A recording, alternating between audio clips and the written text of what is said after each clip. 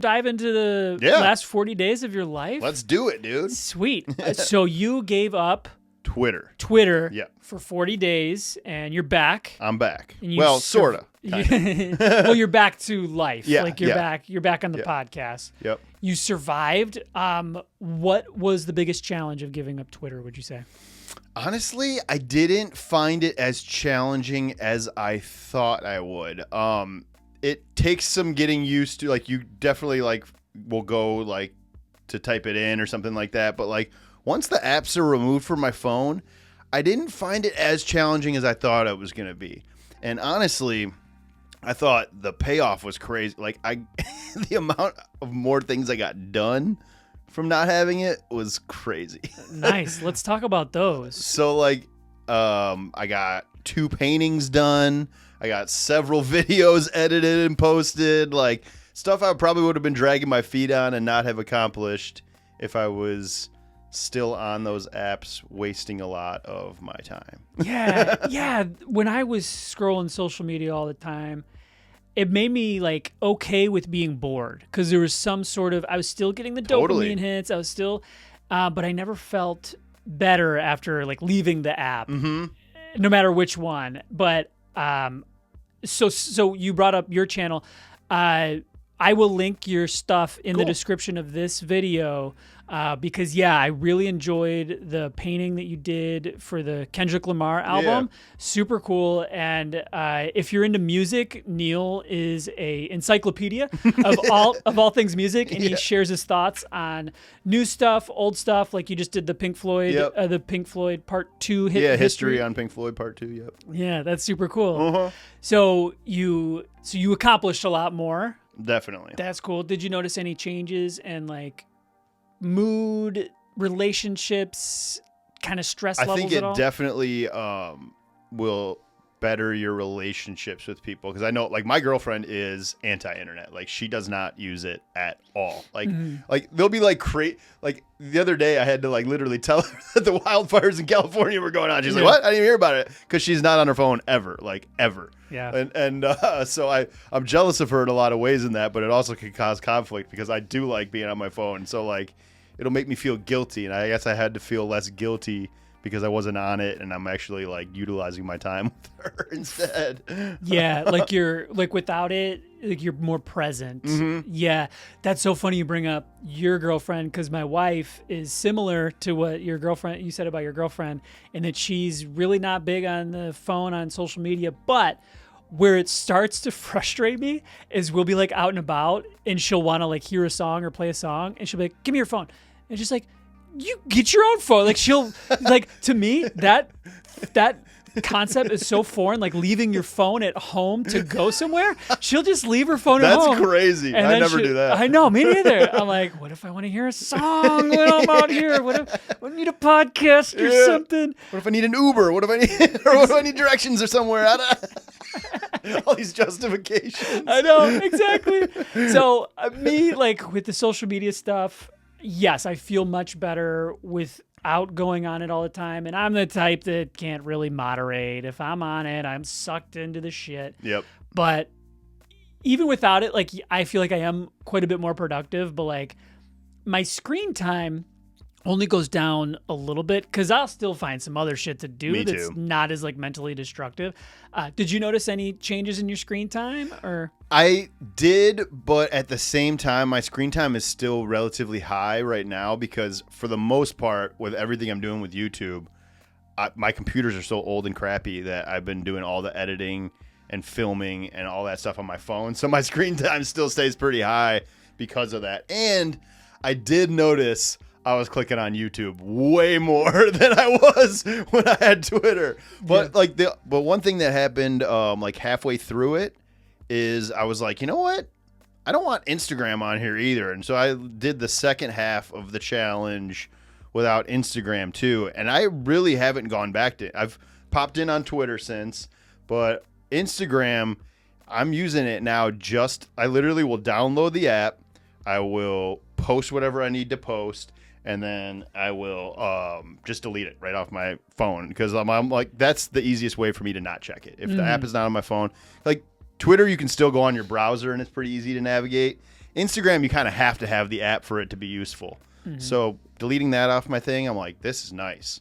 And I don't think I'm going to use Instagram much anymore. Yeah. Yeah, it's just really not that great. I just don't find it that useful. Yeah. It had been years between times of doing not Instagram, but Facebook. And Facebook just became a wasteland. Like, I remember actually enjoying Facebook years and years ago where say, oh, Aunt Susan bought a new dog. It looks cute, like whatever. Yeah. And then I got off it totally. And then I went back on like years and years later. And it was like, let's see what Aunt Susan's up to. Add. One post from someone I know, add. Just like, oh my God, are people still using this? That's how Instagram has become. Really? It's ad city. I mean, there's so much advertisement on. And even like people's like it barely shows me people I follow, but it'll show me like celebrities that are endorsing products and shit like that. And it's like, this just seems like it's all to fill more empty consumerism. Like, yeah. I'm just like, I don't need this. Yeah. You know? That's a shame. I was always kind of take or leave Instagram. I don't know what it was about that, but I know Instagram for some are very popular. Like I did a poll on the channel not too long ago. I think it was after our first episode. Just what app do you use most, or what app do you would you benefit most from deleting? And Instagram, I think, was the highest. So I was kind of surprised to see that.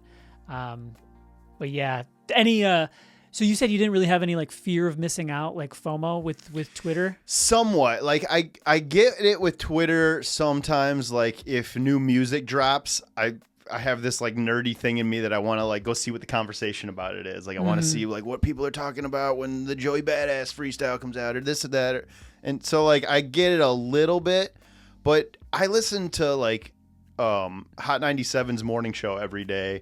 I listen to several podcasts. So, like, if something really important happens, I'm going to find out about it one way or another anyways. Yeah. So, like, it's just kind of getting over that.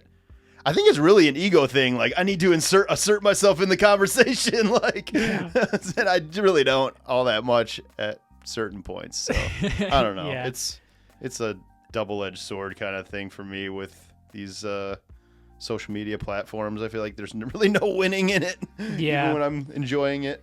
For sure. And with the Twitter one, I don't know. So from an individual perspective, I had to like totally get off it because it just wasn't making me any happier. It was making me sadder. But I do think, and we may not be totally aligned in our view on this, because I know you're not a huge Musk fan. No, I'm not. Yeah, I love the guy, but I think that when he took over, the actual platform I felt became less enjoyable for me.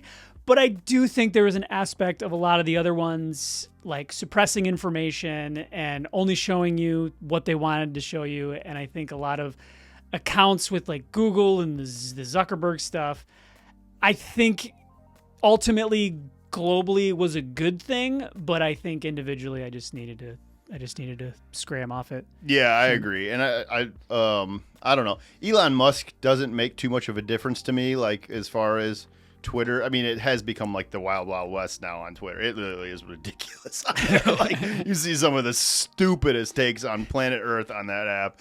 And it's just like, and sometimes you also have to catch yourself because like you'll get yourself fired up about something that you read thinking that it like has some meaningful like push or power behind it. And you're like, this is just one person's opinion that's probably like has no, like doesn't have any real informed knowledge on what he's even talking about. So, and it could be like a 13-year-old for Christ's sake. You don't even really know who you're arguing with. So it's like, dude, I recently dropped a video. It was the one where it's the Rap God video, and some kid posted. He goes, I could do this, and I'm 12, and I'm like, don't reply. But I replied, and I go, are you even allowed to use YouTube by yourself? And I was just like, oh God, now I'm in it with a 12-year-old. To me, I had like my first not opposing, but just like he said some things about, or in a comment on my video that I didn't agree with his perspective on. And I was going to type it out. And as I was like starting to type, I'm like, this is going to be a long response. And then I was like, you know what? If I'm still thinking about this next week, I'll address it in the next video I make on this kind of thing. And if I'm not thinking about it next week, who cares? Yeah. Like this person, like who cares? Right. It's that's a good take on it. Give it a little bit to simmer and then not react like I did with Dude, I'm not saying that I'm like a better person than you because I've done that for sure. That's why I got off Facebook in the first place, because like every time election seasons come around, it's like just like a bitch fest. It's just nonstop complainings on both sides of the aisle, and it's like so overwhelming. And it's like, I don't need this in my life. You got Corey Bugeja hopping into every comment in the world. Me and Corey got in so many arguments around that time. I know that was just one example of like, you're just trying to stir shit up. Like I like look at the comment, just like you didn't need that. You're always throwing in your shit, whatever. I didn't come here to talk shit about people.